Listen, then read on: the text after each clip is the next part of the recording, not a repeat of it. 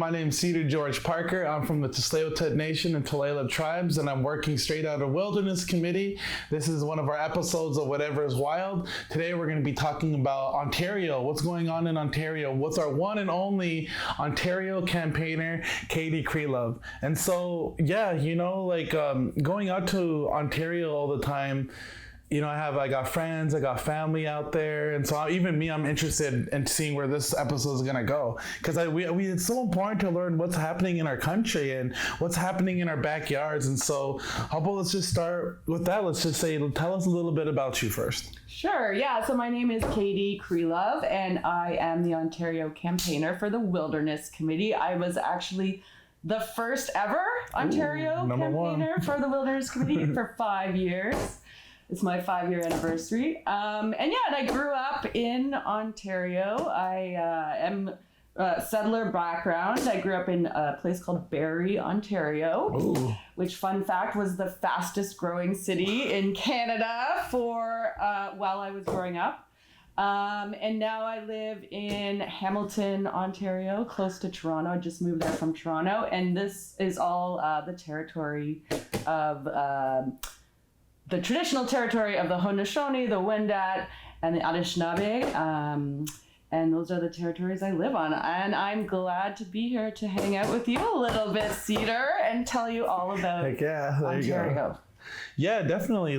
Yeah, let's get right into it. I remember talking with you, and we're talking about, you have so many campaigns, right? Because at Wilderness Committee, we're starting to come up with what do you call it? A presentation that just is all encompassing. And so you're telling me about all your different campaigns, but one thing that really drew me was you talking about protecting places, right? So protecting ecosystems and growing these protected places in Ontario. Tell us a little bit about that campaign, because Ontario is a big province too, right? So yeah, let's hear a little bit about that, about you growing protected places, what that means. You give us a little 411. Yeah, sure. I mean, Wilderness Committee has, for 40 years, right, always been about growing protections for nature, starting in BC, and of course that's also an important goal in all over the country and where I work in Ontario. And the reason we want to protect nature is to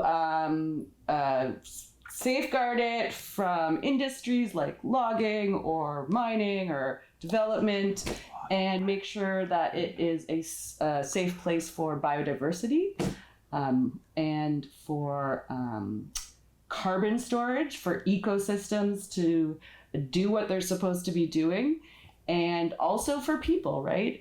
So that people can find the solace and the culture and go to protected places and to be in nature. In fact, this is actually the 2-year anniversary of COP15, which was a UN biodiversity global conference that took place in Montreal, that Canada hosted, and I actually got to go to it. And out of that came a really important development where countries, 196 countries. Oh, wow. I know, all of them basically, including Canada, committed to protecting 30% of lands and waters by the year 2030. Oh, wow. Yeah. And how are we doing with that so far? It's a big project.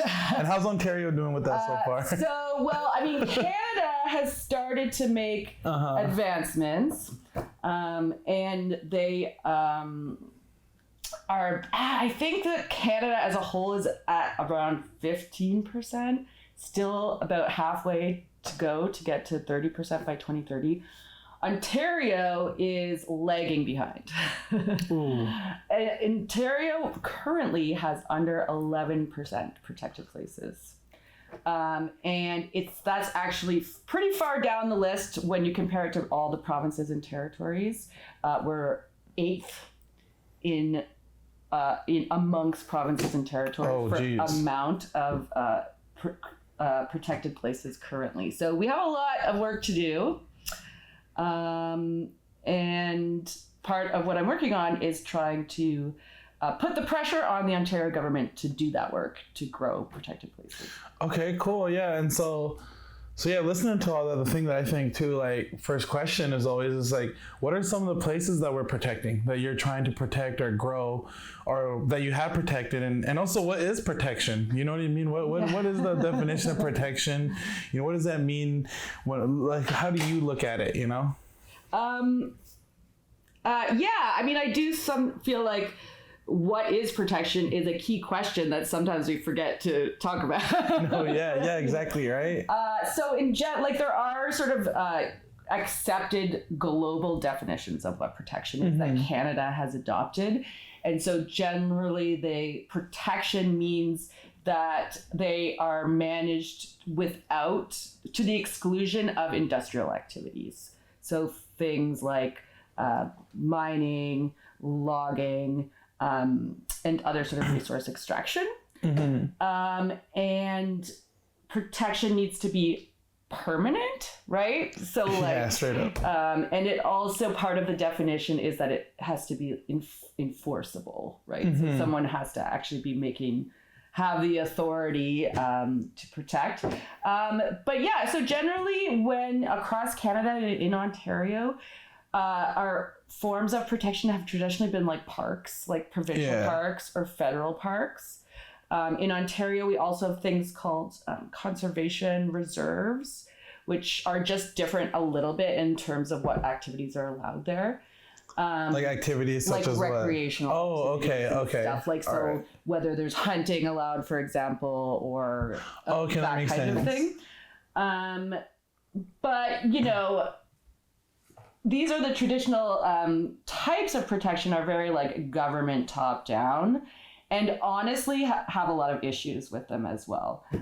So when we're talking about protection in sort of like a more modern, for lack of a better word, a sense, we need to look at some of the pitfalls that the environmental movement has made in the past in terms of like excluding Indigenous peoples from those territories that we want to protect. So that's something called, or is sometimes referred to as like fortress protection, where you like put up a wall. The idea is you put up a wall and don't let people in and keep people out. And there's a lot of problems with that. So when we want to look at new forms of protection that, you know, can achieve the same goals of safeguarding biodiversity, but that is led by and draws on especially Indigenous knowledge and laws and traditional laws, right? And that in general comes more from the bottom up, right? Instead of top down. No, yeah, that makes a lot of sense because, like, you know, like I go around even some of my territories here and it's just so beautiful to me, right? And we're always like raised to say like to go into the forest and even touch the moss and meditate with the moss. And I remember one of the elders said, just watch how the animals are acting. You know, if the animals look healthy, then we might be doing the right thing. But if they look skinny and they're not doing good, it means we got to start to make change. And so like, it's like going to these places where we do see these animals and we see like big biodiversity and all this beautiful trees, even the moss and all I remember you talking about, you're very passionate about turtles and right? Yep. And that's one of the things that we were talking about before. So it's like, you know, some of these places are they're just so critical to make sure that we stick up for them and that we be a voice for them, right? And so what are some of these places that we're protecting? What are some of these places that need a voice and that we sometimes give it a voice? What are some of these places? Why is it important? Yeah, for sure. I mean, that definitely gets us into the territory of like, if we need to expand to 30% protected by 2030, which is actually like should be the minimum goal. Like some scientists say really we should be protecting like 50% of nature to really actually address like the biodiversity and climate crisis. But yeah, I mean, to get started, we need to, you know, figure out, okay, where do we start? Like, what are the most important places to protect? And that's, I think, what you're talking about, like starting with those relationships. That requires like people connecting to nature and developing those relationships to those places, right? And that can be like that has to include like both Indigenous knowledge and like Western science, right? So like finding those places that are biodiversity hotspots, right? So that support a lot of biodiversity, places that are are carbon stores. So they store a lot of carbon. So then they can be like a nature-based climate solution as well, like the peatlands and the wetlands and the big trees. They store a lot of what are peatlands? Like, if you don't mind me asking. Yeah, so peatlands, I mean, we find them in northern Ontario. Okay. They are a special type of wetland. Peat is sort of a type of soil, or a type of soil / vegetation. Oh, okay. That just stores a lot of carbon. And you know, there's not a lot of areas like that in the world. They're mostly on the northern areas. But yeah, and unfortunately, they are at risk sometimes, like for mining the peat. And when we do that, we burn it. Then we're actually releasing a lot of that carbon. But yeah, so that's one type of ecosystem we want to look at, like putting high up on our list for protection. I would say also old growth forests. 100%. Intact forests, because they are biodiversity hotspots. They support a lot of different wildlife, plants, animals that just don't do well in other places, that are very specific to old growth forests. You know, wetlands, and then you know, also we want to look at Indigenous territories, like places where Indigenous communities have identified and know their territory and know what's there, right? So knowing what's there and having a relationship is a big part of getting protection right? And so Canada, or the world, is starting to really value and realize that Indigenous-led protection and Indigenous-led management of protected areas is crucial to those protected places actually doing what we want them to do, which 100%, is protect 100% biodiversity. Unfortunately, in Ontario, there have been several First Nation communities who have, declared basically their territories as protected, Indigenous protected, but the Ontario government has been refusing to acknowledge these or to even come to the table to discuss those opportunities for Indigenous-led growth in protected places, even though some of them have been funded federally. Wow. Have been given federal money. The Ontario government still refuses to come to the table. Yeah. So unfortunately, the Ontario government that we currently have is one of the most, I would say, anti-environmental Ontario governments that, in my lifetime. And so it's been an uphill battle, even trying to get Ontario to acknowledge the 30% by 2030 target, much less make their own target or a plan of how to get there. Wow. So it sounds like we have a lot of pushback, and right now is a really critical time more than ever right now to come in and get these places protected. That's what I kind of hear from you, because it's we got mining, we got the Ontario government, we have deforestation, just really coming in here and desecrating the land, and then they're giving pushback towards Native people. So all of this sounds like a lot, man. And so it's what are the steps that we can take, and even our supporters or whatnot, or whatever you want people to hear, but how do we get these places protected? Because it just sounds like a lot of pushback, especially right now, like you said, in your lifetime, right? That's just crazy. This is at least environmentally friendly, or whatever you said, right? This is what I kind of hear.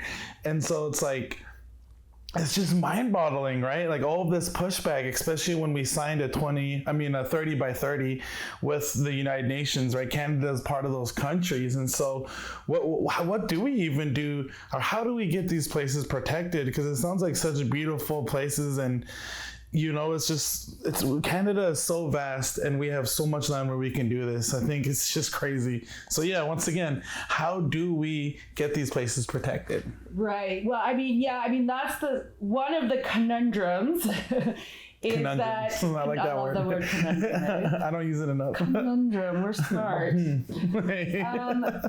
Yeah, one of the conundrums is that, well, Canada federally has committed to 30 by 30. It's actually the provincial governments that have the jurisdiction and the control over most of the territories, right? As well as over industry, right? Mm-hmm. So the federal government really does have to find ways to work with the provinces and Indigenous nations within the provinces to really make that happen, mm-hmm. right? And we've seen other provinces like where we are, BC, which is not a perfect in terms of protecting the environment, but they did make last year a historic tripartite agreement between the provincial BC government, the federal government, and First Nations leaders to commit, I think it was a total of $1 billion to growing protected places in the province with leadership from First Nations. Right? Awesome, yeah. So that's amazing. So it is doable. Ontario needs to get in on making that, or the federal government has to figure out a way to like get other provinces to do the similar thing. But yeah, within Ontario, within provincial laws, there are ways. There's pathways to grow protection.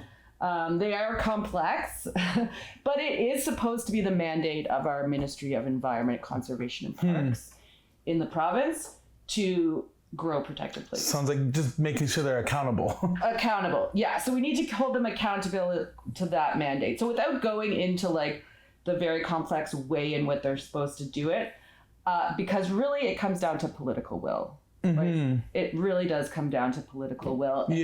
Because, and I've experienced that firsthand. We work on the ground in Ontario with local communities who have identified specific locations that need protecting, like old growth forests and significant wetlands. And when we try to bring it, push this process forward, it all comes down to politics and getting the powers that be to get them to listen to our allies and to these so nations. That's why it's really, and of course what that political will depends on is the people speaking up, right? Mm-hmm. And them hearing it. And we know that, there has been polling done in the province that people overwhelmingly support growing protected places from all parts of the province, which is kind of unheard of. Like in Ontario, there's like to do a poll and like have agreement between all the different parts of the province, but it's overwhelmingly positive when it comes to growing protected places.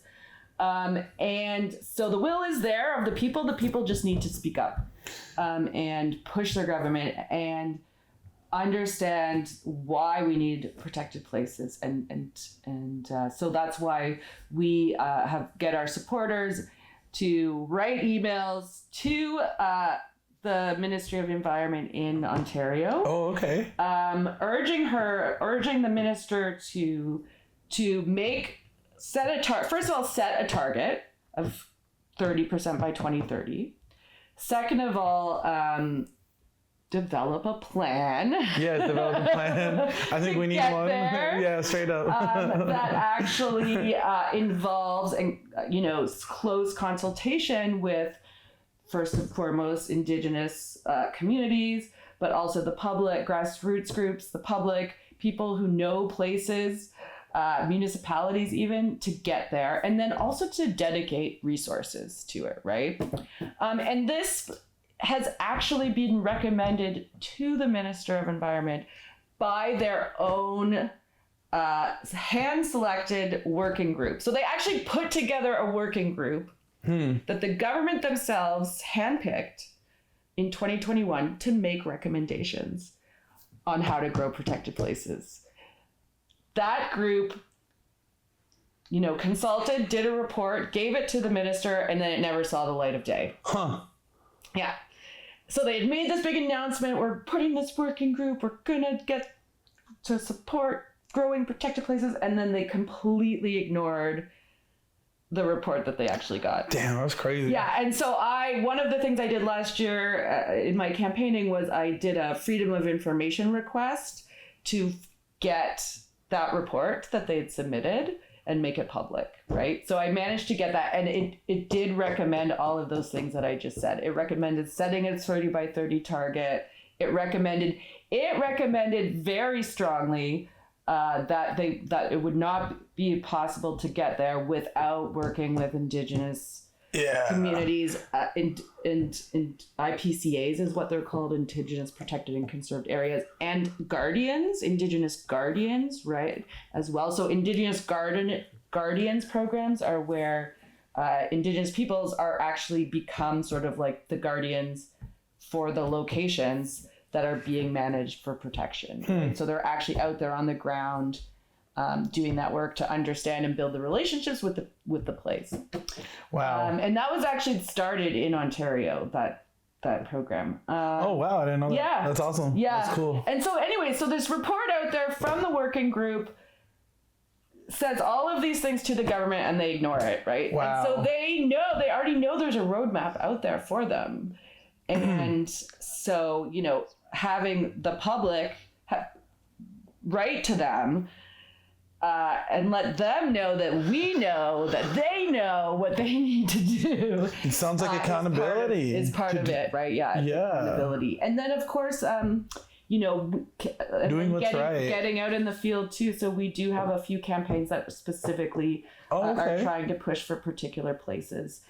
So we bring people to old growth forests that need protecting, as well as, some of my programs, I go up to some of the First Nations areas that have proposed conservation protection. Oh, wow. Yeah, no, a lot of that, you just preach first off. I know. No, I love it. No, I like that because I think it's so important to have that right? To really, really want all this protected, because like listening to you, what I'm hearing is like keeping them accountable to do what's right, There's been so much wrongdoing to the lands and to our native people, and then to everything that we hold special that makes Canada so beautiful. And that's sometimes our backyards and the vastness of this of the territories here and the provinces. And it's just like, tell the government to do something right, to be accountable, right? I mean, like if they're literally hiring all these people, first off, we could have told them this for free. We could have told them this for free. But as we start to wrap up this conversation with you, I just want to say thanks for doing all the work that you're doing, right? Like this is so important. And so, and it sounds like giving people the resources to make their local government accountable, so that we can protect the places where we have so many memories in, right? And so, if there's any last thing that you want to say, or a little whatever you want to let the people know, right now is the time. And then we can wrap it up. I mean, I guess we just do have an election probably coming up in Ontario in the next year or so. And, environmental issues, I really hope can be on the front and center of people's minds when they're considering how to vote and how to engage their friends and family in election time as well. Sweet, thanks. Yeah. So Ontario, do right. Ontario, do right. Like there's been so much wrongdoing to some of our native peoples and our traditional territories. Be accountable. Let's do the 30 by 30.